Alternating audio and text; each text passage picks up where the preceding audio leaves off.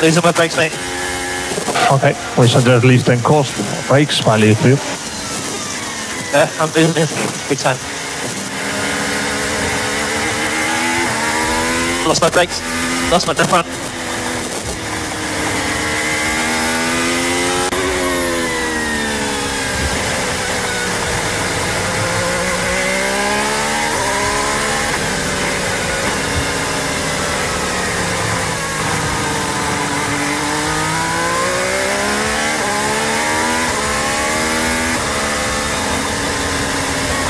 You got 30 seconds gap, 2 cars behind. 4 cars behind are blue flags.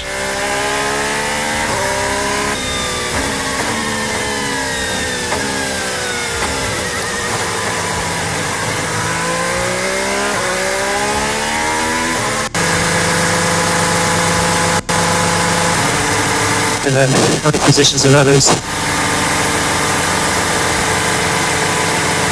Yeah, we finished P9 because we got 5-second penalty for 5 minutes.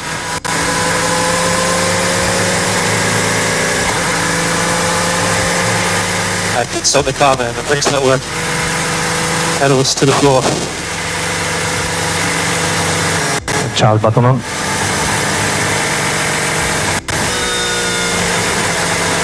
Surely there's no penalty when it's force majeure. One of the first times, not the first time I've had brake failure. That's definitely difficult.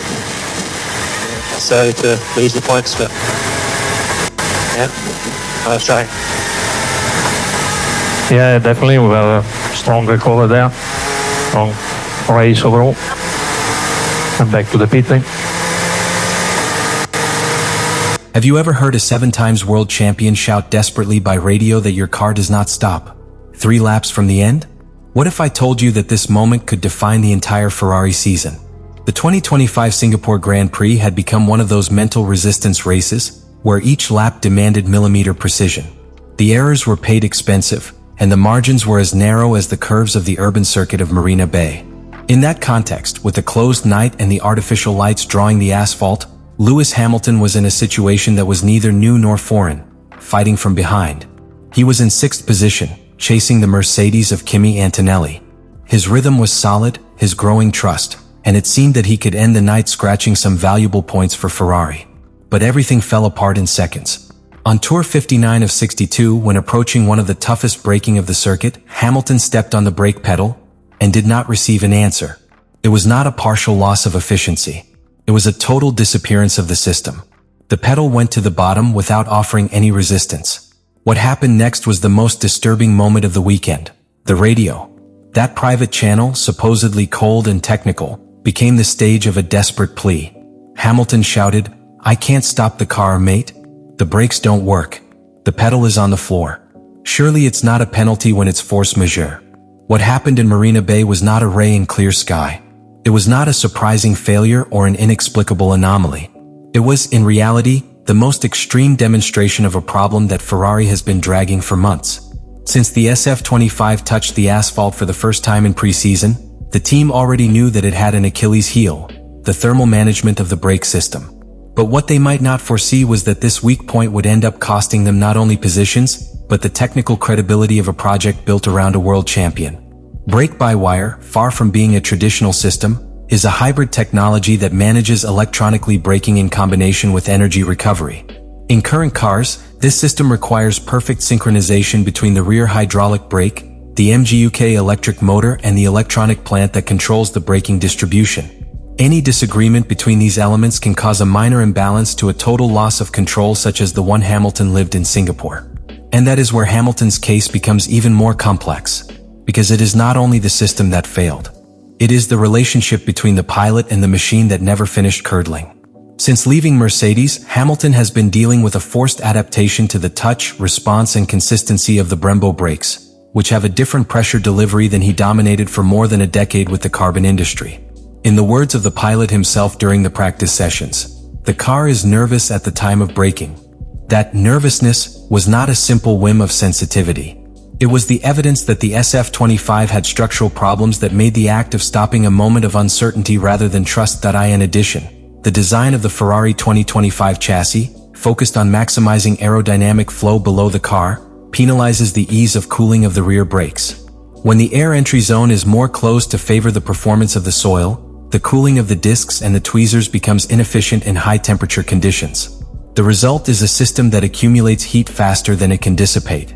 And when that happens, the pressure on the pedal falls, the brake fluid boils, and the system enters into protection mode. If that adds a brake-by-wire control software that is not calibrated to the millimeter, the result is exactly the one we saw. The pedal goes to the bottom. There is no answer. And the car simply does not stop. The most worrying thing is that Ferrari knew it. It was not a new failure. It was not an unknown variable. It was a time bomb that ended up exploding in the worst possible track. And what made Singapore GP clear is that this is not a problem that is solved with patches. It requires redesign. It requires new pieces. It requires perhaps a complete reconfiguration of how the SF25 interacts with its braking system. And meanwhile, each race becomes a Russian roulette, where the next fault can cost much more than points. Lewis Hamilton is not a rookie facing adversity. It has run in all possible conditions. He has won championships under pressure and has suffered painful defeats. But even with all that experience, what happened in Singapore touched a fiber that is rarely exposed in a pilot of his caliber: the total loss of control. And that, for someone who has based his entire career on the technical and emotional domain of the environment, is devastating. In its radio message, there is no space for strategy or diplomacy. It is a pure really explosion. The car does not stop, the pedal is dead, and the only thing left is to trust the instinct to avoid disaster. That moment broke with the narrative that Ferrari had been building since he signed it. The narrative of the Renaissance. That of the champion who came to return the lost glory. Instead, we face a painfully human image. A pilot who feels that his effort finds no technical correspondence. In that sense, Singapore's problem was much more than a brake failure. It was a maximum alert. Not only for engineers, but for Hamilton himself. A message that, in the most intimate of your competitive mind, may have turned on a dangerous doubt. Have I made a mistake when coming here? What happened in Singapore not only exposed a structural failure of SF25. He also opened a crack in the immediate future of Ferrari as a competitive project. And that crack has its own name: Lewis Hamilton. Because this is not any pilot. It is the most valuable, media and technically demanding asset of the grill. And when that kind of pilot raises his voice with a "I can't stop the car," the message does not remain inside the cockpit. It is a direct attention call to the heart of the organization. Ferrari signed Hamilton with a very clear vision, transforming the culture of the team. They not only signed a champion, they signed a mentality, a methodology, an expectation of excellence. The objective was not only to win races, but to return to Ferrari the credibility of being a permanent contender to the title. But that credibility is not built with charisma or palmares. It is built reliability, with technical consistency, with impeccable execution. And that is where the Italian team is failing. The most worrying thing for Maranello is that this was not a tactical failure, such as a bad boxing stop or an aired tire strategy. It was an elementary failure, one of those that undressed the skeleton of the car and exposed the real limitations of the design. The type of failure that forces a team to redraw diagrams, to review suppliers, to rethink concepts. And, above all, the type of failure that forces the pilots to wonder if they are in the right place. Because although Hamilton has shown patience and commitment since his arrival, even accepting a more technical role than many expected, he is not in Ferrari to develop a car from scratch. He is to compete, to execute, to maximize results. And what SF25 offers today is not a combat tool, but a constant risk. A car that becomes unpredictable at the time it takes most. The risk for Ferrari is not just losing races. It is losing Hamilton psychologically. May your mind stop being completely aligned with the project. That he begins to drive with a reserve, without the aggressiveness of those who believe he can win. Because a pilot who does not believe in his car is a pilot who is already beginning to look at the future, to think of alternatives, to calculate how long the frustration can tolerate before it consumes it. And it is not an exaggeration. Ferrari has lived this before. With Alonso, with Vettel, with top pilots that arrived to change everything and ended up warned by a system that seems to resist deep change. The difference is that this time there is no room.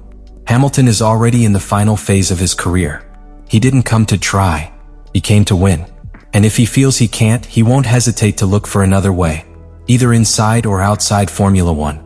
Therefore, Singapore's message is not just a technical problem that Ferrari must solve. It is a warning. A tacit ultimatum. The car has to answer. You have to protect your pilot. You have to convey confidence. If it does not, the project will fall apart and it will do it long before the season ends. And this is where the real question arises. Is Ferrari prepared to correct the course before it is too late?